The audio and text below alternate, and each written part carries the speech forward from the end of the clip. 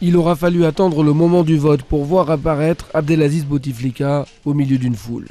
Tout au long de la campagne, le président sortant, victime il y a quelques mois d'un AVC, aura été le candidat invisible, se contentant de rares interventions à la télévision, des mots à peine audibles. Il y a des appels à la violence, des comportements pas très orthodoxes, pas très démocratiques. Difficile de reconnaître celui qui est devenu à 25 ans le plus jeune ministre des Affaires étrangères au monde. Nous sommes en 1963, un an seulement après l'indépendance de l'Algérie. Abdelaziz Bouteflika fait ses entrées en politique. Mais à la fin des années 70, il est contraint à l'exil à cause de tensions au sein du FLN. Bouteflika ne revient en Algérie que dans les années 90, après la guerre civile que l'on appelle aujourd'hui la décennie noire.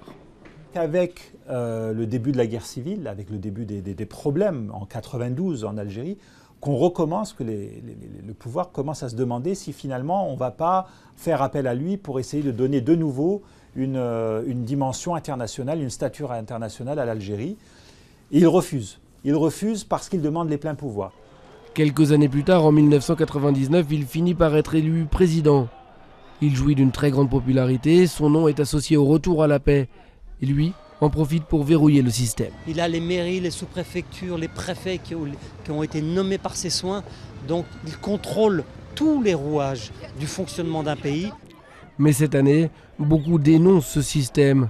À l'image du mouvement Barakat, ça suffit. Il boycotte le scrutin, affirmant que tout est déjà joué d'avance. Ce n'est pas une élection, c'est une mascarade.